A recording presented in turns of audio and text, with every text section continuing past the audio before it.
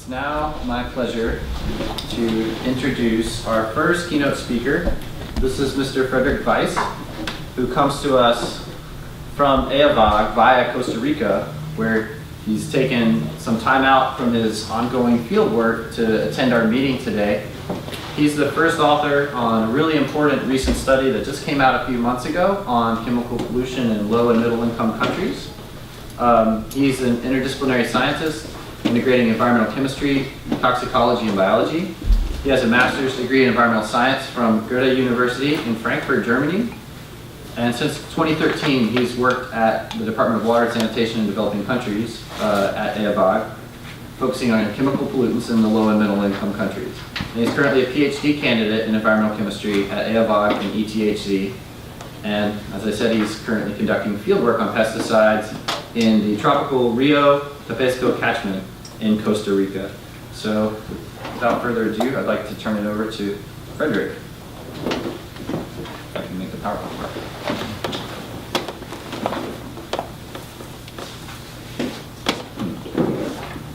Okay.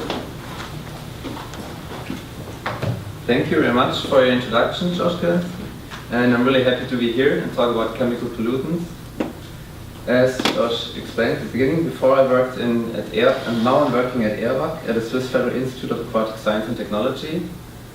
And there we had as well the same issue, like we have the science department for focusing on the sanitation and water issues in developing countries, but there are not so much ongoing studies going on about chemical pollutants. And that's why Rick Egan, the deputy director of Eawag, has a high enthusiasm about to get more information about chemical pollutants in low middle income countries and to think about how we can more contribute to this important topic. And that's why I wrote the report about chemical pollutants at Eawag.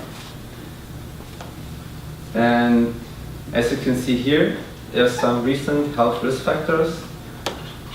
And as you see, mostly risk factors are about the availability of food and diarrheal disease, but often the chemical pollutants are mostly ignored or have not drawn too much attention to them at the moment.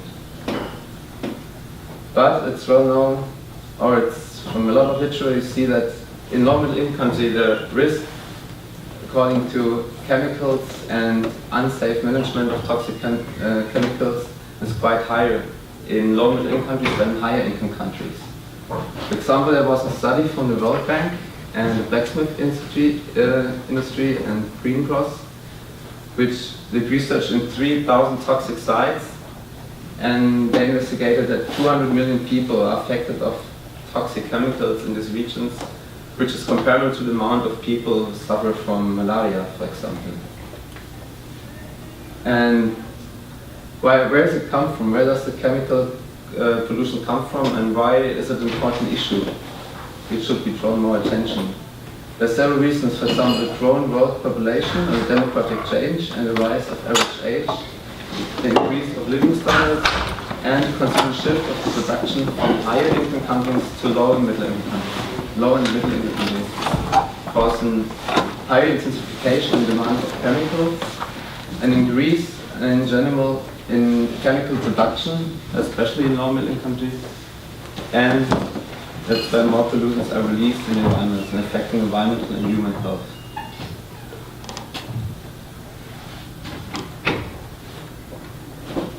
For the shift of the industry, for example, here, to give you more insights, here show you the chemical output in the industry, chemical output in high income countries and in low middle income countries.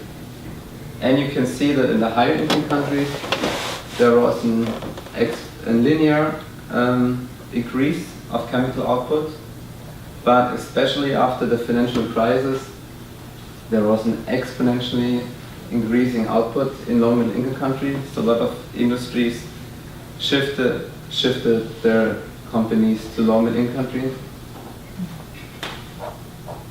And as I told you before my PhD, now working on pesticides, I wrote this report about chemical pollutants. And the main idea was to get a overall more comprehensive overview about the chemical pollutants and the impacts on human and environmental impact, and to draw my attention to assess the severity of the problem in different sectors, and to discuss possible mitigation options, and to think how Eawag can contribute more to this important topic as well with its own expertise. And the outcomes are summed up in my report. The audience for this report, or the people who is addressed, like it's not only preliminary written for scientific audience, it's as well interesting for NGOs, for people from the politics, from the government, and as well for students and for everyone who's interested in this topic. And if you have further questions, you can contact the Deputy Director Rick Egan or Christian Super from Eawag.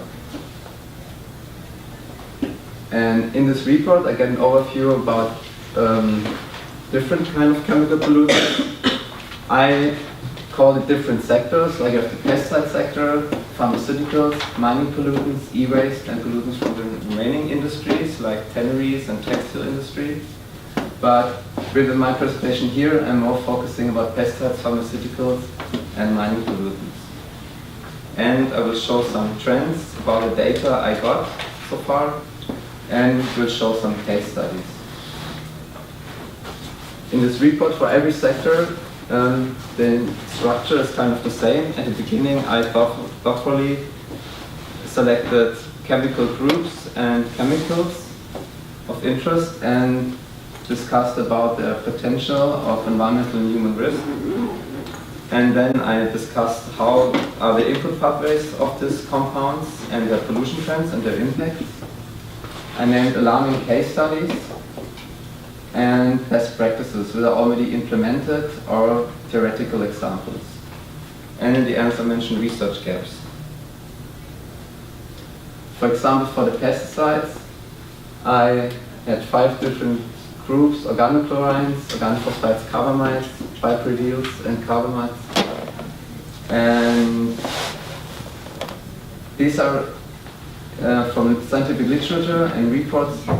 I listed up 43 different compounds which are shown to have an hazardous effect to environment and to human health. And I mentioned as well which compounds are permitted in the European Union and which not.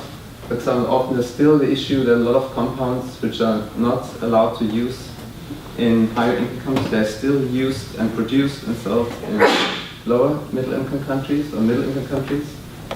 And I discussed a lot about the physical chemical properties. And for human health, I mentioned the lethal doses, and I mentioned chronicle and acute environmental quality standards, which are determined by the European Union. And as Josh told us, the data is really lacking in all of the sectors. I will go in more detail later on this. For the pesticides, there are only the broad database which I found is only from the Food and Agriculture Organization of the United Nations. And this shows the trend of chemical pollution of pesticides which are used in tons per 1,000 hectometer per year. And here you can see as well that the highest concentrations are used, according to these data sets, in low middle income countries. And during my report, I found out that there are really, in a lot of regions, there are poor application practices are used. Even now in my study in Costa Rica, I see that the people use no protection clothes. There are horrible scenes where the people even mix the pesticide mixtures with their own hands without any gloves or anything. And they wash their equipment next to rivers or drinking water tanks. And then there was another, for the environmental impact, there's a case study where like 15 tons of obsolete pesticides were stockpiled in Tanzania. And now even 10 years, so there was an initiative and a cleanup but even 10 years after the cleanup, there were high concentrations of DDT and methane found in the soil.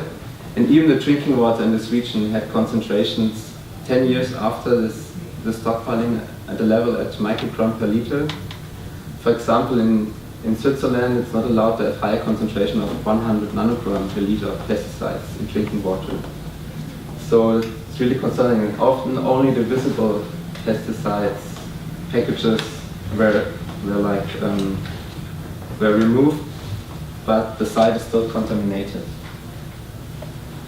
And for the pharmaceuticals, Andreas Weber and the IWW, they developed or they compiled data from all over the world about pharmaceuticals. Here's one example of diclofenac, and the research team got from lot of scientific publication, they gained data about surface water concentrations. And for the pharmaceuticals, for example, as well, due to the shift from the industry, from the high-income country to low-income country, even through the production, a lot of chemicals are released in the environment. And due to the availability of generic drugs, which are cheaper, the availability increased as well in middle-income countries, so in countries of pharmaceuticals. So in future there will be less more released as well through the urine in the environment. And yes, and they will figure this problem as well. For example, for the production, there's one main example in India, in the Hyderabad region. And there the industry released untreated water of the production place. And their concentrations in the effluents were about 31 milligram per liter of antibiotics, which is kind of the human therapeutic doses to treat bacterial diseases, which is really alarming. And here for the human health impacts, there are risks of the formation of antibiotic-resistant bacterial strains, which can be quite dangerous as well. And one prime example for how pharmaceuticals can affect the environment is, for example, the example of the vulture extinction in India and Pakistan. There in these regions, cattle were fed with diclofenac, and after this died, the vultures feed on them, and then the system of the vultures were not able to deal with these compounds, and then a lot of people died, a lot of the vultures died, and they even just fell from the sky in this region. And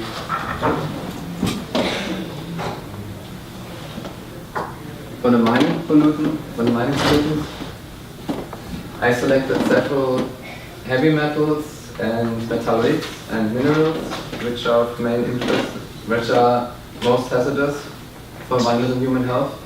For example, cadmium, chromium, copper, lead, mercury, and then metalloids, manganese and antimony, and the mineral asbestos. And here shown data of all this summarized the most hazardous mining commodities in the world. And you can see that as well, there are several risk areas, especially in non-middle-income countries. And for the human health, especially during the extraction of the minerals, it's quite concerned. For example, the Addison gold mining is a big problem.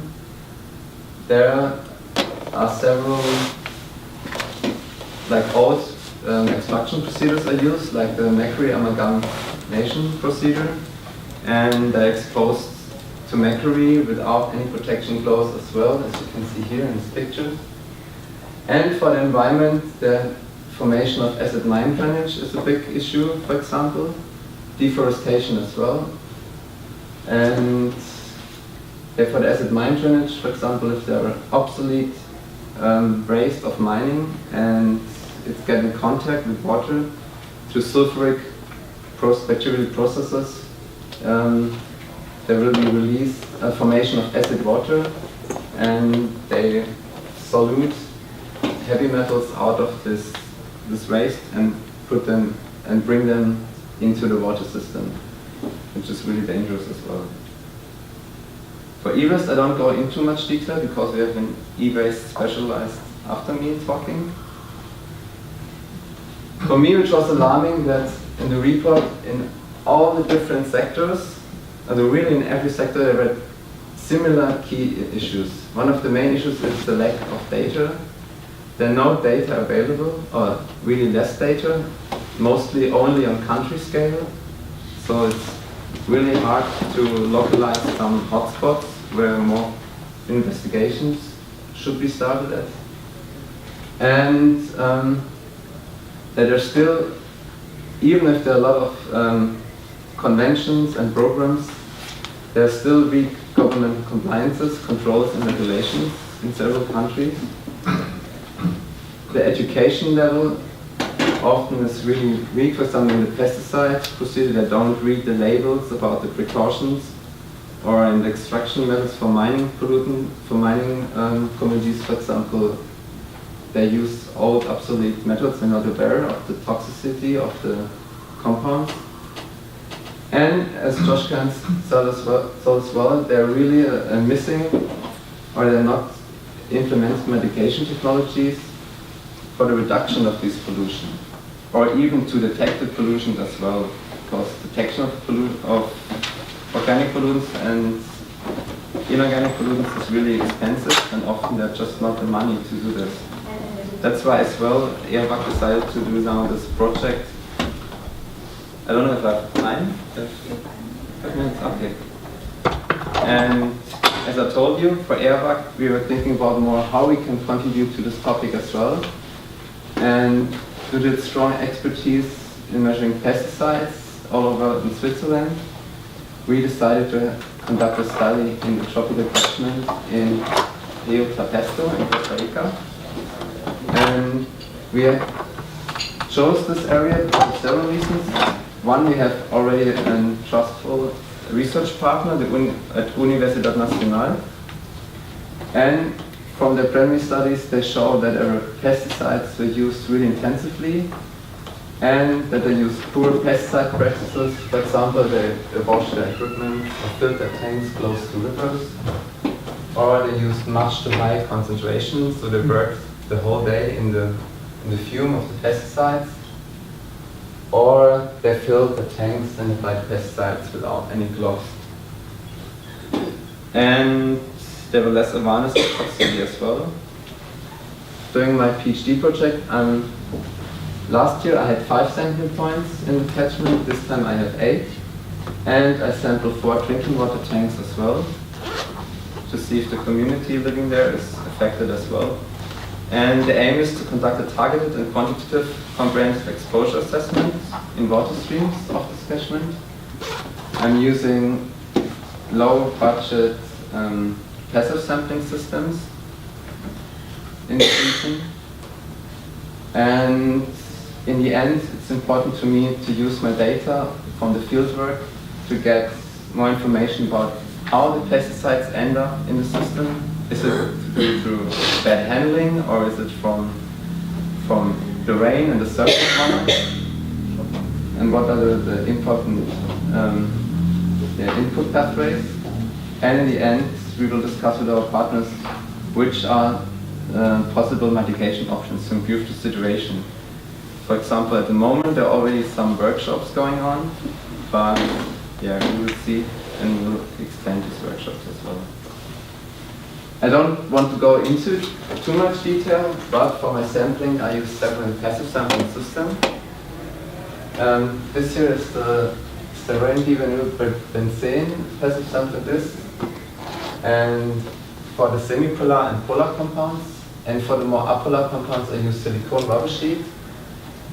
And I have a sampling system. It's a flask I can install in the water.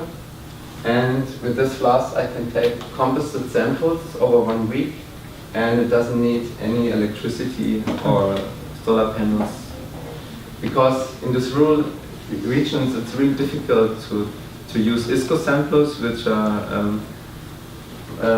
get their energy from a car battery, because people will steal it or it will get lost, or it's sometimes just not possible to reach these areas with an ISCO sample. That's why these are really nice devices. And this star system is developed by Philip Schneider from the University of Zurich. He used it in the glacial regions to measure silicates, and I adapted the system to measure pesticides. And this project is a collaboration project between the environmental chemistry department and Sunlight department of Eawag in a direct team. And our research partner in Costa Rica are the Universidad Nacional and IRED. My supervisor at UNA is Clemens Rupert. And this year I'm really happy that our research program get much bigger. So this year now we have help as well from the Tropical Health Institute of Basel. They work from the epidemiology and public health. They work in the epidemiology and public health area, and they conducted this year surveys and talked with farmers, and they made neurological tests to see if the farmers and field workers are affected of pesticides. I'm focusing, and Eawag focusing on the environmental impacts, and I do biomonitoring for 6 months this year. And we have as well colleagues from University of Bern, Karin Ingold, and the team, and she is from the political science sector. So it's a really interesting project, and it's nice that it grows within 1 year. And I'm really happy to have this research team with me. Yes, and that was my presentation. Thank you for your attention.